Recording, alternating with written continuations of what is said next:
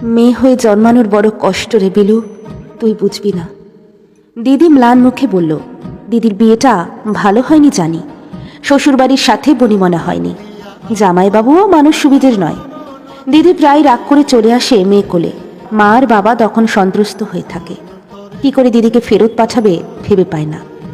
আমার খুব কষ্ট হয় দিদির জন্য, ইচ্ছে করে দিদিকে আমাদের কাছেই রেখে দিই, আর যেন ফেরত যেতে না হয় ওকে ওই নরকে।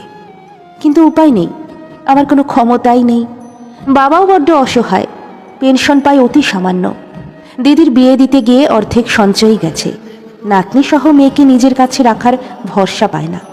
মেয়ের সংসার ভাঙুক এটাও হয়তো চায় না, আর 5টা মা বাবার মতো। সংসার নামের নরকেও মেয়ের সুখের মিথ্যে আশা ছাড়তে পারে না বহু বাবা মা। দিদি বলেছে মেয়ে হয়ে জন্মানোটা কষ্টের। দিদি কি জানে ছেলে হয়ে জন্মানোরও কত কষ্ট? অনেক মেয়েদের হাবভাবে মনে হয় পৃথিবীর সব সুখ ছেলেদের জন্য, আর সব দুঃখ কষ্ট মেয়েদের জন্য বরাদ্দ। ছেলেদের তো দুঃখ প্রকাশ করারও স্বাধীনতা নেই।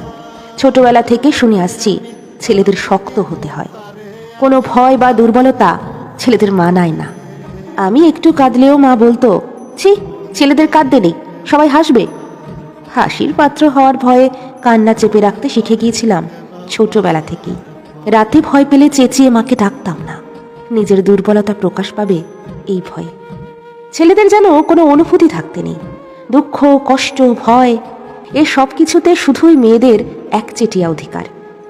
ছোটবেলা পড়াশোনা না করলেই মা বলতো, বড় হয়ে কি খাবি, কি খাওয়াবি আমাদের? ছেলে হয়ে জন্মেছিস, মন দিয়ে পড়াশুনো কর, ভালো চাকরি পেতে হবে তো। আমি রেগে গিয়ে বলতাম, দিদিও তো পড়ছে না, ওকে বলো। মা দিদির পিঠে গুম করে কিল বসিয়ে দিয়ে পরক্ষণেই বলতো, ওর আর চিন্তা কি, মেয়ে হয়ে জন্মেছে, বরই না হয় খাওয়াবে। বিয়ের কথায় লজ্জায় মুখ লাল করে হাসত দিদি। আমার খুব হিংসে হতো তখন। ইস, আমিও যদি মেয়ে হতাম, বড় হয়ে কি করে খাবো সেটা ভেবে মাথায় চুল ছিঁড়তে হতো না, পড়াশুনোও করতে হতো না এত কষ্ট করে। পড়াশুনো করেও বা কি হলো? 3 বছর হলো মাস্টার্স কমপ্লিট করে বসে আছি, রেজাল্ট যথেষ্ট ভালো, তবু চাকরি পাচ্ছি না বলে অপমানের সীমা নেই। প্রতিবেশীদের চাপা বিদ্রুপ, আত্মীয়দের দুঃখ দুঃখ মুখে নানা রকম উপদেশ দান, হারালে হাসাহাসি, বাবার খোঁচা দেওয়া কথাবার্তা, মায়ের হাহুতাশ, সব কিছু একা আমাকে সহ্য করতে হচ্ছে এই কয়েক বছর ধরে। মাঝে মাঝে মনে হয় মরে যাই তো জ্বালা জুড়োবে। তাও কিছু টিউশনি করি বলে একটু মুখ রক্ষা হচ্ছে, নইলে সব ব্যাপারে বাবার কাছে হাত পাততে হতো। সে যে কি লজ্জা! মাঝে সাঝে কখনো কোনো দরকারে বাবার কাছে টাকা চাইলে বাবা এমনভাবে তাকায় যে মনে হয় টাকা নয়, বাবার হৃৎপিণ্ডটাই চেয়ে বসেছি।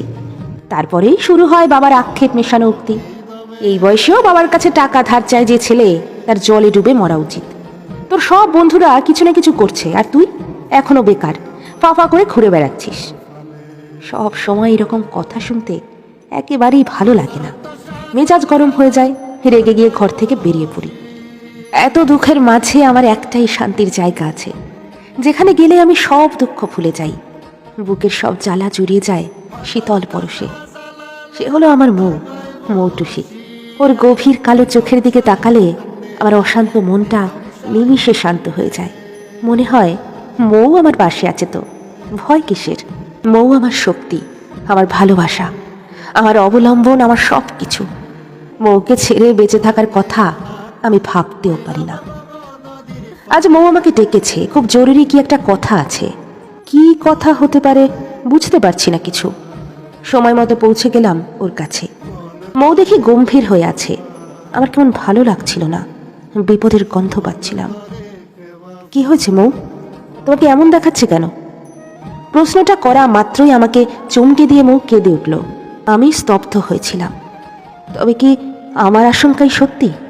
দুহাত বাড়িয়ে মৌকে বুকে টেনে নিলাম। কি হয়েছে বলো, কি হয়েছে? আমার বুকে মাথা দিয়ে অনেকক্ষণ ফুপিয়ে গেল মৌ। তারপর কান্না ভেজা মুখ তুলে বলল, আমায় তোমার কাছে নিয়ে চলো, আমাকে নিয়ে পালিয়ে যাও। পালাবো কেন? কি হয়েছে বলো আমায়। আমার বড় পিসি একটা সম্বন্ধ নিয়ে এসেছিলেন, ডাক্তার ছেলে। ওরা আমাকে দেখে গেছে সেদিন। মার বাবা খেপে উঠছে বিয়েটা দেওয়ার জন্য। এতদিন বলনি কেন? এত তাড়াতাড়ি সব কিছু হয়ে যাবে বুঝতে পারিনি। তুমি তোমার মা বাবাকে বোঝাও, অনেকবার বলেছি, শুনছে না তো। ওই ছেলেটাও পিছু ছাড়ছে না, সুযোগ পেলেই আমাদের বাড়ি চলে আসছে। আর বাবা মা আহ্লাদে গলে পড়ছেন। আমার কোনো আপত্তি তারা কানে তুলছে না। প্লিজ আমাকে নিয়ে চলো। আমি তোমাকে নিয়ে কোথায় যাব মৌ? আমার বাড়িতে এমনিতেই কত অশান্তি, চাকরি পাচ্ছি না বলে। এর মধ্যে তোমাকে নিয়ে গেলে তোমার অসম্মান হবে ওখানে, সে আমি কিছুতেই সহ্য করতে পারবো না।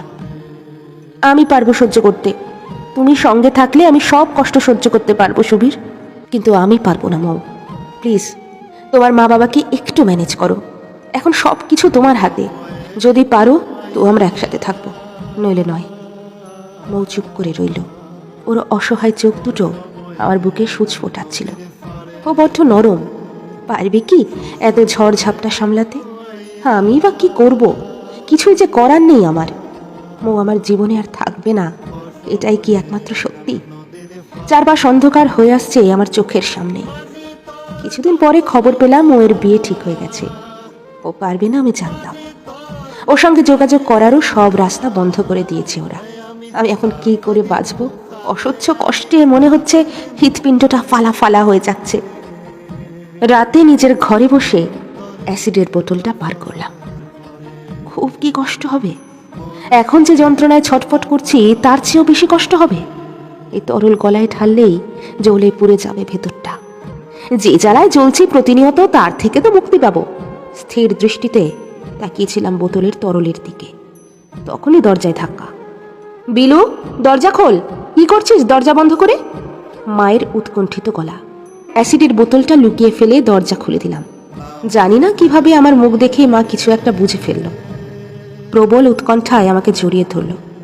কি হয়েছে বাবা, তোকে এমন দেখাচ্ছে কেন? মায়ের বুকে আশ্রয় পেয়ে এতক্ষণে ভেঙে পড়লাম আমি। আমার পুরুষ সত্তাকে লজ্জা দিয়ে এতক্ষণের চেপে রাখা চোখের জল বেরিয়ে এলো একটা আশ্রয় পেয়ে। পাগলের মতো কাঁদতে থাকলাম। মা মা মা, মৌ আর আমার জীবনে থাকবে না। ওর বিয়ে হয়ে যাচ্ছে, আমি সহ্য করতে পারছি না। আমাকে জড়িয়ে রাখো আরো শক্ত করে। পুরুষ মানুষের নাকি কাঁদতে নেই, কিন্তু এখন আমাকে এভাবে কাঁদতে দেখেও মা কিছু বলছে না। চেপে ধরে রেখেছে আমাকে বুকের মধ্যে। আমার বাবা যে সব সময় আমাকে খোঁচা দিয়ে কথা বলে, সেও দেখি আমার কাছে এসে দাঁড়িয়ে আমার মাথায় হাত রেখেছে। কাঁদিস না বাবু, এরকম অনেক ঝড়ঝাপটা আসবে জীবনে, সব কিছুর সঙ্গে লড়াই করতে শেখ। আমরা তোর পাশে আছি সব সময়। গভীর রাতে চুপি চুপি ফেলে দিলাম বোতলের সব অ্যাসিড। কি করে ভুলে গিয়েছিলাম মায়ের কথা, বাবার কথা, আমার দিদির কথা। আজ 3 দিন হলো নিজেকে ঘরবন্দি করে রেখেছি, কিছুই ভালো লাগছে না। সকালে শুয়েছিলাম বিছানায়, ফোনটা বেজে উঠল হঠাৎ। ঝুনু করেছে ফোন, আমার ছোটবেলার বন্ধু। ধরলাম ফোনটা। হ্যালো। এই বিলু, সেটের রেজাল্ট বেরিয়েছে, দেখ দেখ কি হলো তোর রেজাল্ট। তোর রেজাল্ট কি? কাপা গলায় বললাম। ভালো রে, তোরটা দেখ এবার।